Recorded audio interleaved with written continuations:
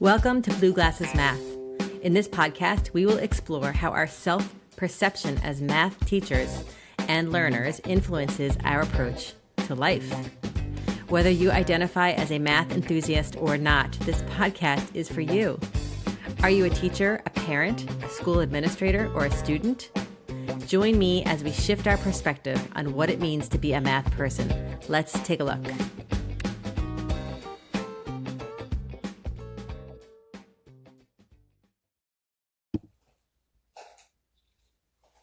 Hi, Anne. It is so great to have you here on today's episode of Blue Glasses Math. I'm super excited to dive into a rich conversation about what you and I both believe about teaching and learning math. And I always start every episode with this question of tell the listeners a little bit about your math story and how did you end up, what was your trajectory in learning math and maybe even teaching math?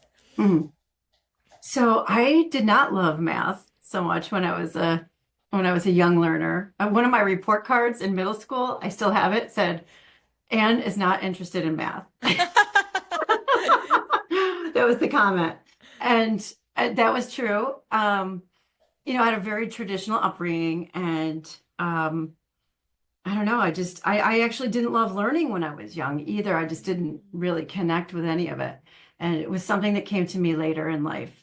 I thought I was going to be a hairdresser. I actually started off, I went to like a technical high school half day and my regular high school half day. That's the way we did it. I grew up in New York State and I graduated with a cosmetology license and I worked through my first few years in community college. I was working full time as a hairdresser and I was taking business classes because I thought I would own my own hair salon. Wow. Yeah, isn't that wild? Not many people know this story, but you No. asked. I don't know what happened. I think the glamorous life that I envisioned for myself in that, in that hairdresser world, it didn't really turn out to be what I thought it was going to be. And I started to press in a little bit more in my business classes and then started taking sciences for fun because I started to really, really connect with biology and chemistry. I really just loved it so much. One day, one of the advisors at my community college looked at my transcript and kind of said, where are you going with all this? Why are you taking all these sciences? You're a business major. And I just said, well, I really, really love science, but I like business too. And he said, Cornell has a program. And as soon as he said that, like something happened inside of me because I thought he has no idea who he's talking to here. Like I am not serious enough they wouldn't even they would not take me seriously. But as soon as he said that to me, something clicked and I thought, oh my gosh, is this really something that I could do? I mean, I started to research what their program was all about that would allow me to be a business major and take all these sciences and integrate them together. And the more I looked into it, the more I started to see something that really resonated with me. And it felt like, wow, this is a place where I could actually learn how to be more me. So I actually had to retake a couple classes. Business calculus was one of them because I had to get my GPA. I had to fix my GPA. But there was a turnaround situation there and I had a story to tell. So when I applied and I really, heavily advocated for myself in that whole application process, that I told my story of I just wasn't interested before. You can tell when you look at my transcript, but there's a turnaround here. I'm completely invested and this is where I see myself and this is how I see myself here. Please give me a chance. And they did. So I transferred to Cornell and I was an economics and business management major, but I was also allowed to take more sciences because it was in the College of Agriculture and Life Sciences. So that just was that changed the trajectory of my life. I went to a place that just automatically gave me credit for whatever my intellectual abilities were. I didn't have to prove myself anymore. It was like a place where people, if I had ideas, the people around me, whether it was my peers or my professors, just added energy and fuel to my ideas and helped me run with them. So I did as much as I could do when I was there. I felt like there wasn't enough time in the world to explore everything that was available to me. And I just started to grow as a learner and as a human being. And so I graduated. I worked in business for about 7 years in high-tech telecom.com world. I'm aging myself right now. But that's what I did. It was a great time. There was just booming industry. And then I learned a lot about how to build processes and, how to get things done in a business setting. But then after, 7, 8 years of that, I started to say, I work hard and I enjoy working, but I'm very purpose driven, and putting new like cell phone users on a cellular network or cable users on a cable network, this is just not really something that I feel like is how I want to impact the world. So I started to do some soul searching, and, one thing led to another, and I heard about a teacher fellowship program in New York City, and that takes people from industry and puts them in education. And when I saw that story, I thought, oh my gosh, I was in Boston at the time. I wonder if Boston has something similar. And they did. So I applied for the program they had in Boston, and I thought I was going to be a science teacher. I took the biology subject area test and passed it. And then our training included training in summer school. Also, before I went into that summer training, I was doing a lot of substitute teaching to try to figure out what grade level, like kind of really figure out, well, if I'm going to teach, like, where am I going to teach? How am I like? I ended up covering an 8th grade math class at the end of a school year. When I went in, it was a class that the teacher was a really talented mathematician, but was not able to connect with the students at all. For some reason, I went in there and I just kind of like came at them. I was like, no, we're not snoozing right now. We're going to learn about linear relationships, because that's what we're supposed to be doing today. And you're at the end of 8th grade math. And if you don't know what y equals mx plus b is, we've got some work to do right now. So I went around the room and I really did my best to try to engage them. I don't know, I had a really good time with this class. And at the end of the period, the bell rang and the kids all applauded. Yeah, I know. I get chills down my arm every time I tell the I've already been story. crying through your story for those people who are watching this on YouTube, because my eyes are like completely watering. Yeah, I There's mean, so much. They it was applauded. like a sign, right? I took this as a sign. Oh, and so wait, let me back up. So Yeah, okay, sorry. these were Uh, eighth grade. These are 8th grade. There's so much richness in your story, but this is okay. where, as I was also an 8th grade math teacher, so therefore that's where I'm like zeroing in. So these are students whose teacher, for whatever reason, needed to leave at the end of the school year. And were you covering for the rest of the school year, or was it like just a one-off day, Well, it or was a 1 day assignment it that was a turned into, multiple days. okay. So they applauded at the end. They That's applauded at amazing. the end. Yeah. And they said, we learned more today than we have all year. Mm, And I thanked them for just giving me a chance. And I took that as a sign. I yeah. couldn't believe I had so much fun talking about math with them. And so, yeah, one thing led to another. I asked that summer program that I was going into, could I switch my focus from science to math? I didn't take the math content exam Yeah. yet. And they said, yes, we need math teachers. So that's what I did. And I ended up getting hired to teach. I got hired to teach that position for the following school year. That 8th grade math position. Yeah. Amazing. I, yeah, I was there for 7 years. I stayed in that same role for 7 years in that same classroom. Yeah, it was a great opportunity.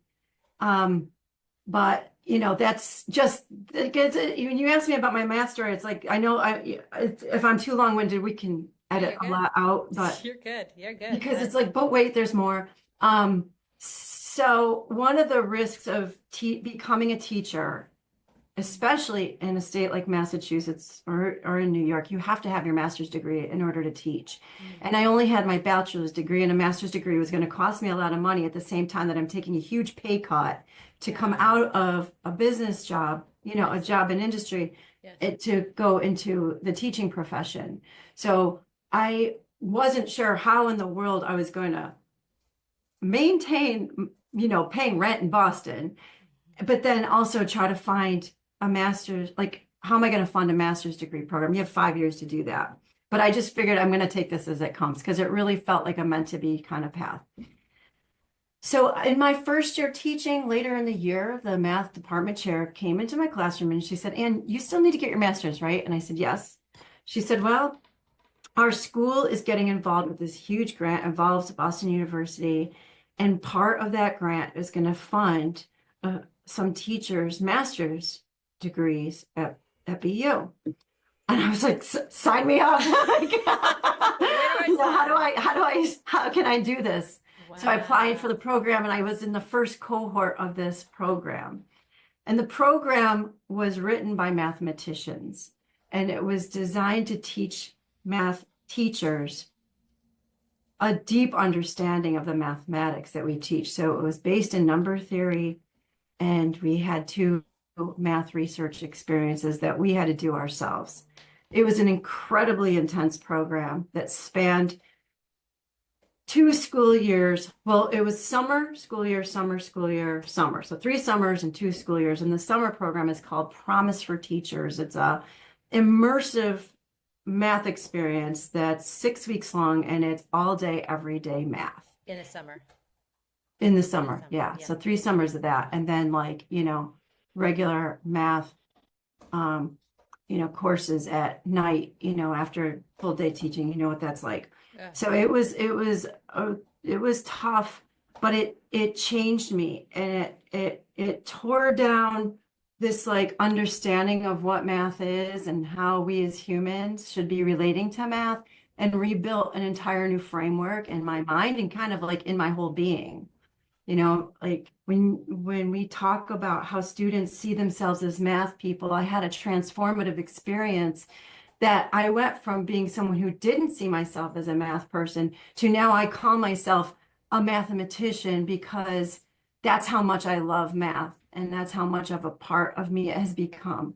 And I really would love to help open that world for more and more students and teachers, anybody. I mean, my friends, most of my peers, I'm sure you run into the same thing. All of us math teachers, when we say we teach math, our friends are like, "Oh, I was never good at math," or "Oh," Oh, always. and I'm like, "You don't know, yes, you probably do, and you don't even know it." Like the way we were taught made us think that we weren't good at I math. know. I mean, we even had teachers that said girls can't do math. All right. Yeah. Yeah. Yeah. Right? Hmm. My So, grandfather, my grandfather said that to me. He didn't, not necessarily about math, but he said something to the effect of, "Well, what are you going to go to college for? You should just marry some man who's going to support you." And that's the way. That's the trajectory of your life. And ever since then, I was like, "Okay, game on." okay. I know sometimes it's things like that that provoke us Oh yeah, instead 100%. of just like Yeah. distract us, or Hmm.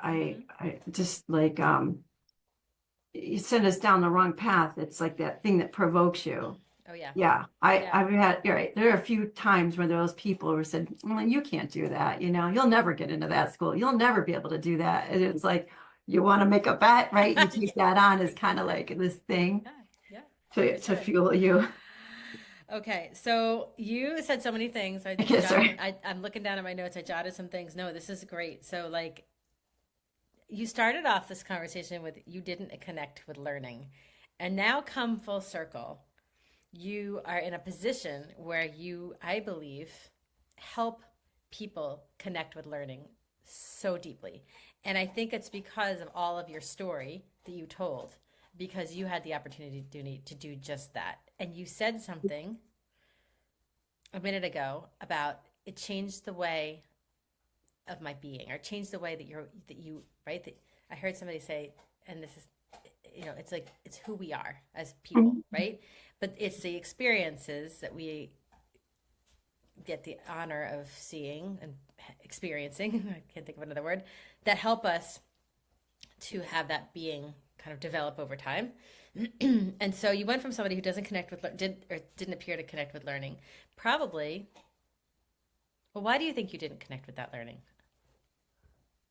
Well, because I didn't, there was no place for me to be me in the Mm-hmm. like in that thing. It's like you have a teacher standing up at a board, going through a whole bunch of like just memorize these processes, take these notes down, get the right answer. I remember like asking questions like, well, why? And the teachers didn't know why.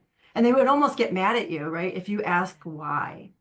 And I think maybe I did try to connect at some point in time, but when you get shut down for being curious, then you just shut down like I did. I mean, I'm a curious person and I really wanted to know why. And then when you think about problems differently, because I also consider myself kind of an unconventional thinker, when you think about problems differently or you come up with your own way of thinking about something, if the teachers aren't able to handle that creative process or this multiple ways of solving a problem, I think I started to think, well, then my ideas aren't making sense, and whatever my intuition is telling me. I mean, I didn't have the word intuition in my vocabulary at the time, but like whatever my intuition was telling me was wrong, so I must not be a math person, So Yeah. And then you yeah, had that one advisor at community college who was like, how about you try out Cornell? I know it's weird how these little things happen. I mean, I don't think he even knew how his few little words set off a completely different path for my life. Yeah. It just kind of was Yeah. something that was a catalyst. Yeah. Okay. So now in your current state of being, Yeah. what are some things, can you help our listeners understand? What are some ways that you Okay. help students or people or anybody who comes and encounters you to see themselves as math Right. people? Well,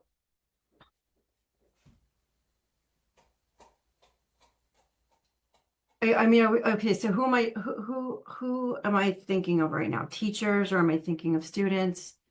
Whatever. Any, It doesn't yeah, matter. I don't know. Like I will say, you know that I'm very passionate about my work. This Yes. this work that I am trying to promote where students can do math research, right? Yes. That Yes. that this process of researching something doesn't have to happen when you get into grad school. That doesn't have to be the first time. Like I think math research can be done at a developmentally appropriate level with younger students. And so there's a little bit of a part of the story that I probably should mention, and that is the experience that I had that the mathematicians, provided for me created a dilemma. So I had this dilemma, right? Because when I go and teach Algebra 1 or I go and teach Algebra 2, I found that over the last 2 decades, I have lost less and less ability to influence what I was doing in my classroom. And so the kind of teacher that I was trained to be, the kind of teacher that I wanted to be, I was up against a system that wasn't allowing me to provide this thing that I'm so passionate about for my students. Yeah. So my answer to that problem, to this dilemma, was to create an elective so that I could have some freedom, or so the students could have some freedom.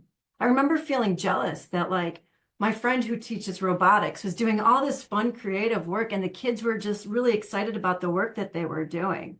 But she was in an elective. She wasn't in a math class that had a state test at the end of the year. Nobody was like bothering her about test scores. She had so much freedom and her kids had so much freedom. And I wanted to be able to capture that and bring it into the math world for my students. So that's why I created this elective. So that's kind of an important part of the Really story. important.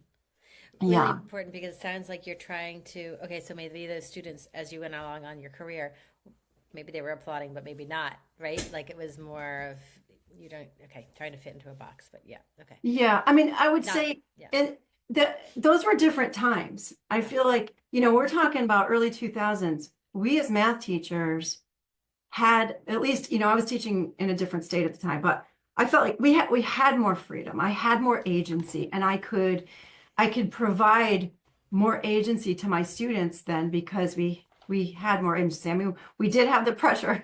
We did have the pressure of the test scores, but it was nothing like it is today. Like the push for standards and test scores, even like especially post-pandemic, but I created the elective pre-pandemic, right? I feel like teachers are have so many constraints to work within that it's become so tight for most of us, many of us, that there really is no way for us to give our students agency because we don't have agency ourselves. It's not true in every school, it's not true everywhere, but that's how I felt. Yeah. So that's why the elective kind of allowed the free spirit in me to honor the free spirit in my students and let them explore and let them choose things that are important to them. Let them ask their own questions. Let them pursue them. I will help guide them, give them tools, teach them how to develop their ideas farther. But in that elective space, we just had so much room to breathe. We could make mistakes and not worry about it. Like the idea of making a mistake or the idea of making conjectures, like that takes a risk to make conjectures. Taking risks is just part of how we Yeah. how we could be. Like it's just a different atmosphere. Yeah. And I will say, to be fair, another important piece of this is I'm a different teacher in that environment. Like I did not like who I was becoming as an algebra teacher because I was so anxious all the time and I was responding in an environment where the test scores and the pressure and the standards and all of these other things that were required of me, it wasn't doing good things to me. And I don't feel like I was a good teacher to my students in that space. But then like get me into space where I'm like mentoring kids on their research projects, it's like a whole different person you're dealing with. And that's the teacher I want to be. That's the kind of math relationship I would like to foster for my students. Yeah. Yeah. Yeah. I love that. One moment, please. Yeah. Okay, I'm back. My dog is underneath my desk tearing I apart. saw a tail go like this. Okay. Anyway, I'm not editing that out, but it's just real life, you know? Yeah, that's okay. Okay, so I love this. So tell me, okay, so I don't know. Can you, what does it look like in math research? It's called math research? Is that the title of the class? Yeah, I mean, I called it mathematics research and writing, and then I was like math/STEM research and writing because the students' projects started to take on more like a lot of the students were moving from like pure math into like applied math, especially as if I'm working with ninth grader, if I'm working with someone like in ninth grade, they have time to be really playful and think about things that are theoretical, and pure math. But if I'm working with a junior or senior in high school and they're thinking about college and what they're going to major in, a lot of times when they had to choose their research projects, it would be something that would help give them insight into the area that they might want to major in or work in someday. So, and I wanted to also I really wanted to honor what my students really wanted to know about at that time. And in a classroom of 15 kids, it's very broad, it's very wide. Right? Yeah. Because they're each individuals. Yeah, Right? they're each Yeah. individuals. Like sometimes we would like in the beginning of the year, we would do these like really playful things together and we would explore the same type of problem together. But as we like move into the year and I have kids start thinking about what they would love to focus their research project on, that's when they start going off in these like different directions for their focuses. It brings to mind for me like an art class almost. Right in the beginning, you're Yes. learning a specific technique or a specific, I don't know, not technique's not the right word, like a medium, right? Like we're learning about oil painting or wood carving or whatever it is. And then everybody goes off and does what speaks to them. And how amazing that is to do that with mathematics, right? Amazing. So here's what I think. I think that this episode could go on for another Right, I 30 know. minutes, but I think we need to make this a two-parter. And I think that Mm. we have a second conversation where you maybe bring some of specific topics or specific, maybe even if you have student work, I don't know, to share with the listeners. So anybody who's listening to this now can stick around and mark their calendar for the follow-up episode to this, because if you're a high school teacher listening to this and you have students who you would like to see maybe come into a different type of being, different state of being, and provide that opportunity for you, or maybe you're an administrator listening to this thinking, oh, this would be awesome to bring to my school. How can we do that? I think that would be the next place to go. What do you think? Yeah, I think it's a great idea, but we could do a little show and tell. Yeah, a little show and tell. Love it.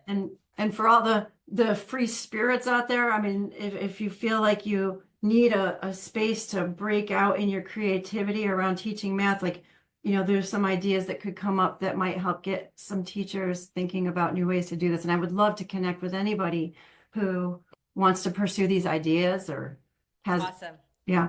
All right. So you led me right into where I usually end every episode is, where can people find more of Anne Pelletti-Bena? I used to put a lot of our student work on Twitter. It's at Paomaths, Paomaths. Okay. On Twitter. So there's some, like, you can scroll through and see some things, like if you go back all the way to 2019, and you'll see some things, pictures of what was going on in our classroom and ideas that kids had. I'm on LinkedIn. Great. Yeah. Okay. Those are probably the two best places. All right. And I'll put all of those connections in the show notes so people can just click on them and connect with you. Thanks, Pam. This has been such a great conversation. I can't wait to go to part 2. Yeah. All right. Thanks so much for being here, Anne. Have a great day. All right. Thank you. You're welcome. Bye.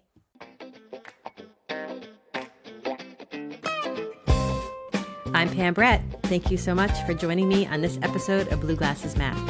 Please follow me wherever you get your podcasts and follow along on the conversation on Instagram. And remember, being a math person is all just a matter of perspective.